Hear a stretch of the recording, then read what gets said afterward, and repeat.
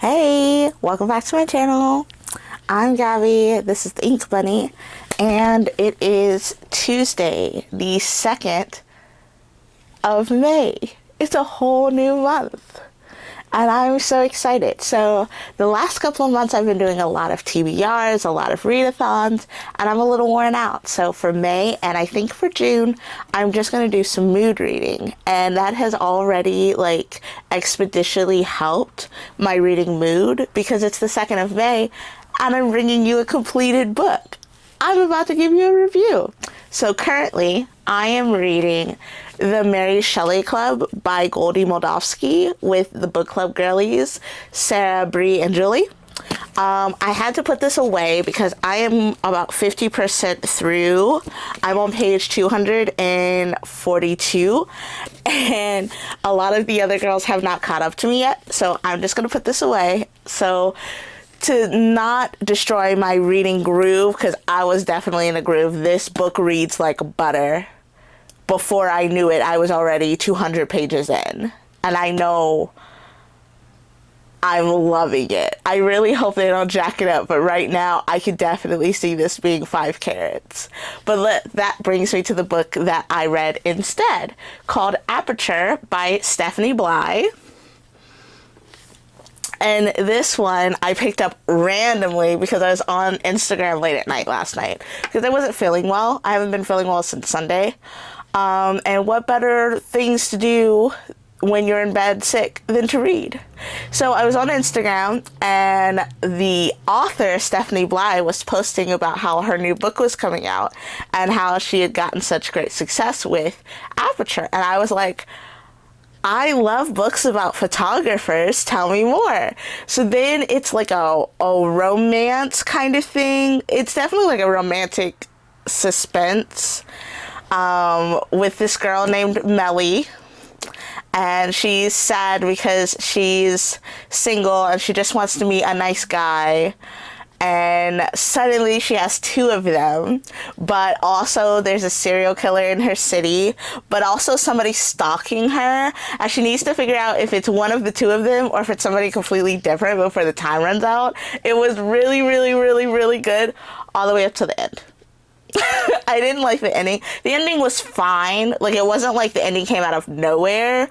I just personally wasn't a fan of the ending. So I'm going to give it 4 carats. But I read it in like a day. I downloaded it last night, read the first chapter, fell asleep, woke up, and read continuously throughout the whole day. It's 6:56 and I've completed the book. I really liked the writing. I liked the characters, even though both guys were giving me hella red flags. Like, if it was me, I would not have even chosen a guy. I'd have been like, bye to the both of them and peaced out. Like that meme where the guy just disappears, gone.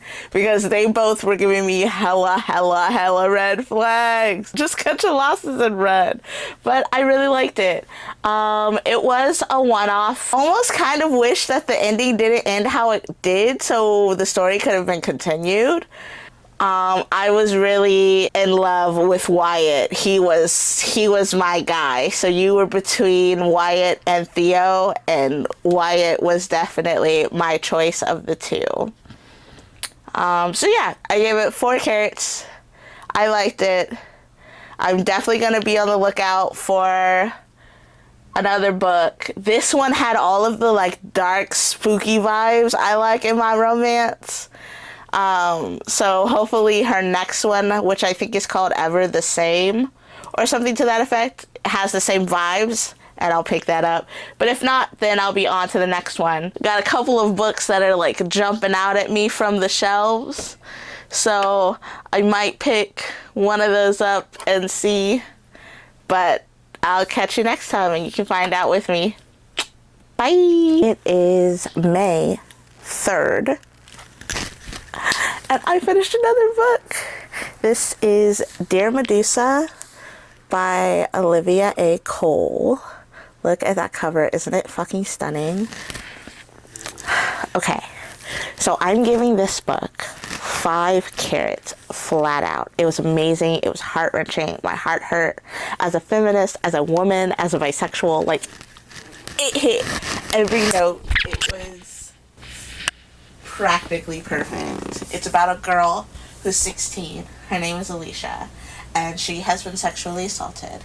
And it's about her trying to heal. It's about her deciding who gets to touch her and when. It's about her deciding whether or not she wants to go back to platonic touching. It's about her deciding that not only did this happen to her, but it might be happening to others. It's about her deciding to not only be feminist, but to be an intersectional feminist and take up with issues of sexual discrimination, race discrimination.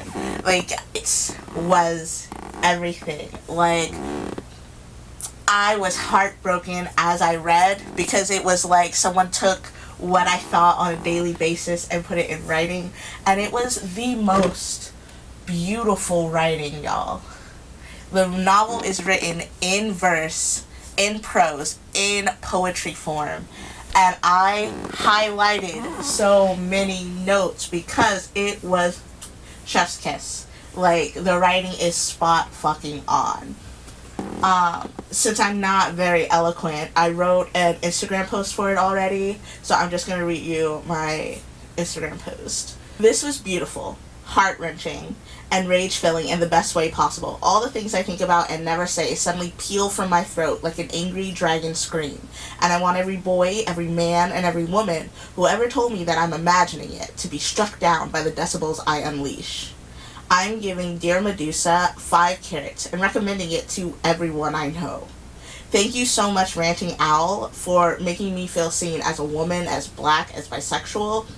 I don't tend to read these kinds of books because as a survivor it can be hard to look your trauma in the face through a medium that generally brings you relief and comfort, but I love this and I plan on reading more.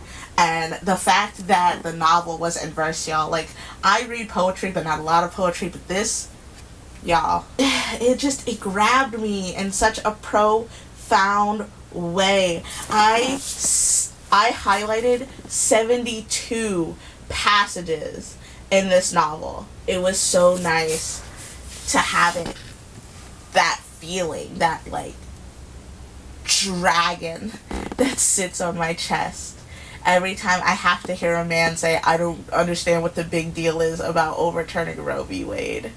The sound that everyone makes when another celebrity is in the news for having been with an underage girl. The audacity someone has to have to sit into an interview and talk about collaborating with R. Kelly because he didn't think the allegations were real because he didn't believe black women. Y'all, this book hit me so hard in the chest in the best way possible. And then I thanked the author, Olivia A. Cole.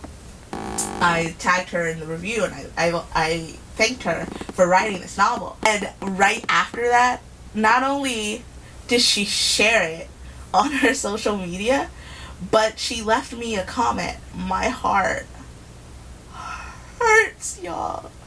I'm so happy. What even is this life? Like, I am not one for like finding authors on social media, but it's super neat when it happens. I did something like this a little bit ago when I read Over Your Dead Body by Sweeney Boo, and I was just flabbergasted over the care that she put into the black character's hair. Like the texture, the colors, the style, like the effort and the research that she had done. I was thanking her for that. And she thanked me and she shared it. And I was just like, is this what book community is? Like, this feeling is glorious. Like, I need this feeling all the time. Okay, I'm rambling now. But yeah, so this is the second book done. Hell yeah, I'm at 33 books for the year. The goal is 65, so we are already past the halfway mark. And I know that TBRs can be fun. I know that readathons are exciting. And you never really know what you're going to get into. But I have only read 2 books as a mood read this month. And I am loving it. Loving it. I'm already excited to peruse my shelves and see what else I can get into. So, yeah. I'm not sure what else I'm going to read. I'm thinking that I'm going to read The Girl Who Knew Too Much by Amanda Quick. That's the first one in the series. Or I'm going to read, kind of in the mood for something thriller-y. So I might do that, or I might do... okay. It's called I'll Stalk the World by Lauren Toman. That guy right there. It just depends, because I don't have to have any obligations. It's mood reading month, so yay. Hey, it is Thursday the 4th? The 4th, and I have a book haul, and it is the first book haul I've bought since the last book haul I bought, which was like a month and a half ago. So let's get into it. Not that, because I'm reading that now. So I went to Barnes & Noble for one book, and we all know how the story goes, and came home with 7 and the most gorgeous journal I've ever seen in my entire life. Let's go. So I went to Barnes & Noble for this. Tell Me What Really Happened by Chelsea Sadati, and I'm very excited. So this is told through interviews at a police station because there's a group of friends and a friend is missing. And the front says she is missing, they were with her, tell me what really happened. And then the back says, I don't think you grasp the urgency of the situation, so let me break it down for you, okay? Maylee Hayes is lost in the woods. She has no jacket, no hiking boots, no GPS. There are only a few hours of daylight left, and freaking apocalypse-level storm clouds are rolling in. Also, and this is something I really shouldn't have to educate you on, the first 48 hours are critical when searching for a missing person. So I'm excited to read this, especially since the next couple of months are going to be mood reading, so I have a feeling I'm actually going to be able to get to it. The next book I picked up is Shady Hollow by Juno Black. It's a murder mystery with animals, and I've heard really good things about this, so I am excited to read it. It says, reporter Vera Vixen has a nose for news, so when she catches wind that the death might be a murder, she resolves to get to the bottom of the case, no matter where it leads. As the fox stirs up still water, she exposes more than one mystery and discovers that additional lives are in jeopardy. Vera's investigations unearth more about this town than anyone ever suspected. It seems someone in the Hollow will do anything to keep her from solving the murder, and soon it will take all of Vera's cunning and quickness to crack the case. So, like, the coziest of cozy crime stories. I'm down. Then, Don't Come For Me. I know someone understands. So I have If We Were Villains by M.L. Rio.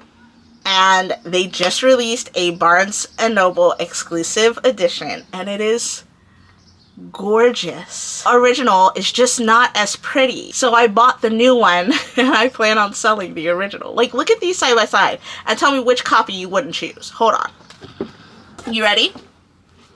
Original. New edition. Original. New edition. Why wouldn't I get it? It's so fucking pretty. Like, these are like ivy vines or whatever. They're okay, I guess. But these are stars. It's gold. It's got black painted pages. Ah! Why would I leave it home? So, yes. Definitely had to get this edition. And definitely have to read it now that I've bought it twice. This cannot go by without me reading it. Absolute must now. The next book I got is Agents of Suit by John Patrick Green, and it is the spin-off of Investigators. And this follows their chameleon friend, Cilantro. Yes! So I'm excited. And then the gorgeous journals, which I'll show you later, because honestly, those are the best part of the trip. Then,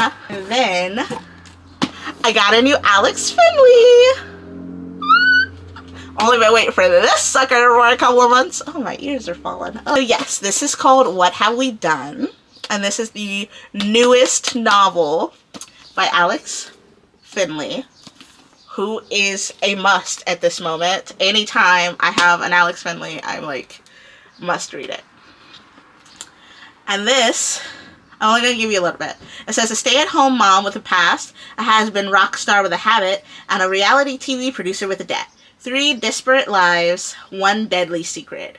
25 years ago, Jenna, Donnie, and Nico were the best of friends, having forged a bond through the abuse and neglect they endured as residents of Savior House, a group home for parentless teens. When the home was shut down after the disappearance of several kids, the 3 were split up. Through the trauma of their childhood never left them, each went on to live accomplished, if troubled, lives. They haven't seen one another since they were teens, but now are reunited for a single haunting reason. Someone is trying to kill them. To survive, the group will have to revisit the nightmares of their childhoods and confront their shared past, a past that holds the secret to why someone wants them dead.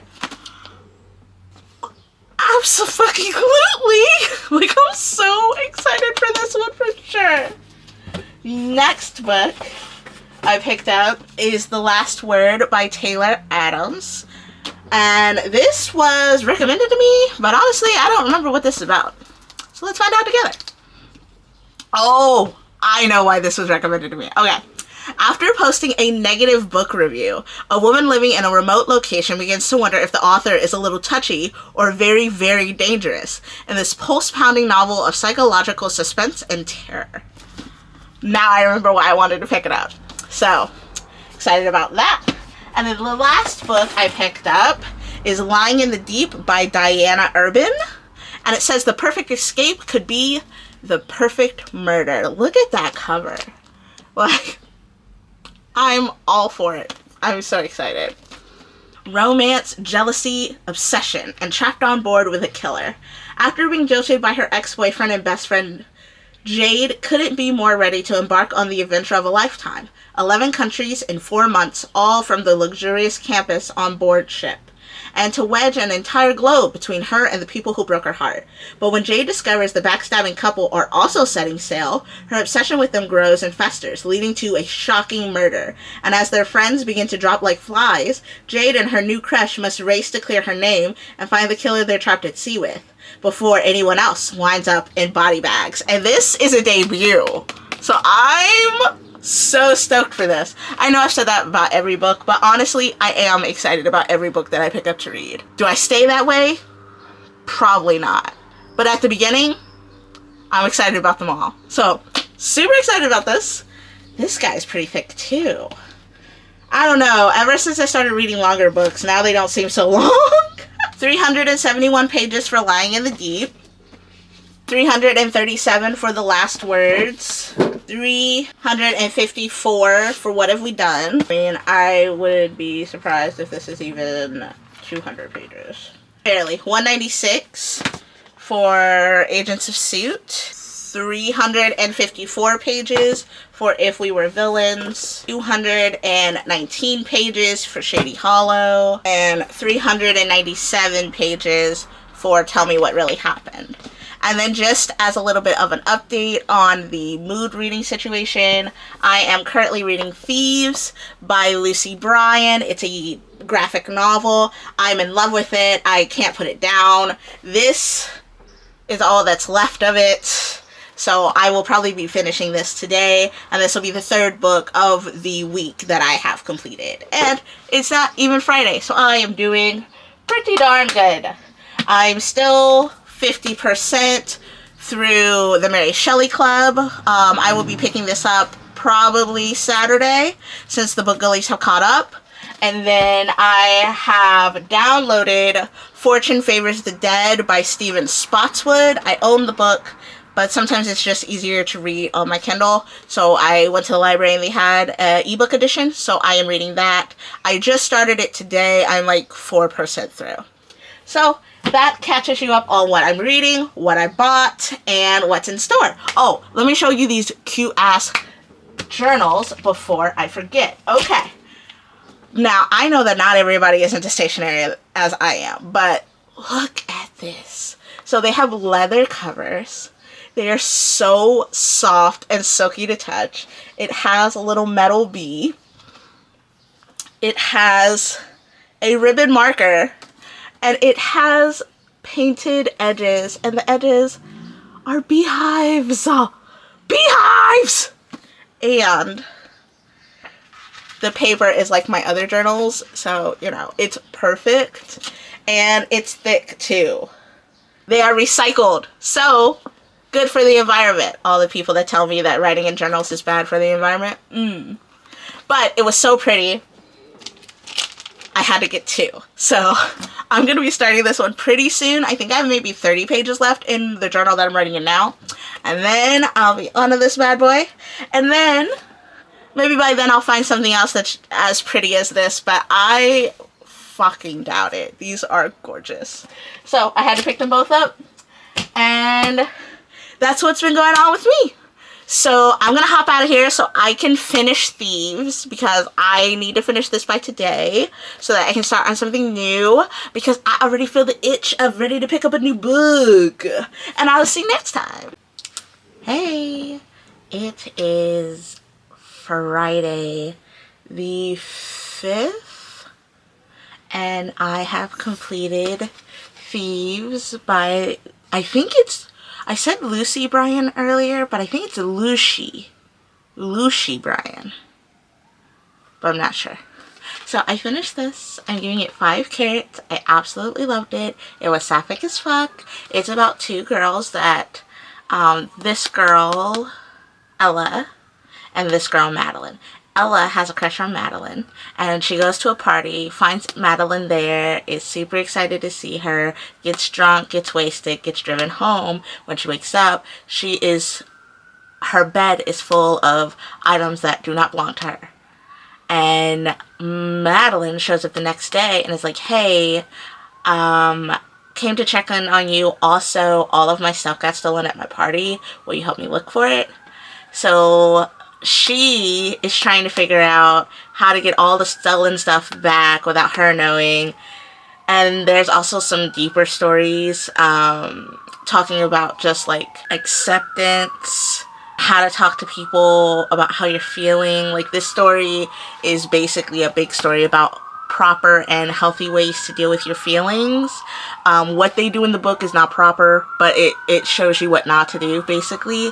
I loved it. Sapphic as fuck. Super adorable. The art is everything. I love that even though it's only in a couple of colors, like, the colors take up the page. They really just make the story very bright and cheerful, even if the subject matter isn't. The art stole me away immediately. I loved it. I loved it. I loved it. I think this is her first graphic novel, so I am very excited to see what else we will see from her, because it was hella cool. Had a lot of fun reading this. So I finished this, and then I started Shady Hollow, which is a cozy murder mystery, and this is full of animals. So there's a little town called Shady Hollow, and a hummingbird. I want to say her name is Greta, but honestly I don't remember now, because she was like the first person. Gladys. Okay. Her name is Gladys Honeysuckle, and she's a hummingbird, and she comes across a dead body in the lake, in the swamp. I'm not very good at, like, naming particular, like, bodies of water, but it's a small one, and a toad lived there. He was very unfriendly. His name was Otto. He has been killed, stabbed in the back with a knife. So now we are on our way to solve this mystery.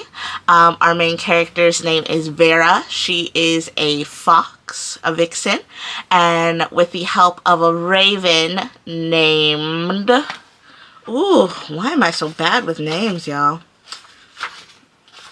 With the help of a raven named Lenore, I think they are going to work together to try and solve the mystery. They are not police officers. Lenore owns a bookstore called Nevermore, and Vera is a investigative reporter for the Herald, which is their newspaper. The police officers are bears, which I think is kind of cute. The chief is a black bear, and the deputy is a brown bear. I believe the brown bear's name is Orville, and he and Vera are probably going to work together to try and solve this. I'm currently reading this. I started this Friday. Wasn't feeling well Saturday, so I didn't really read too much, but I'm on chapter 5. Oh, and I got this awesome new bookmark from Amazon, and it's so pretty. And I felt like it was like the perfect vibe for this book. So here's hoping that I continue enjoying it. Sleep on!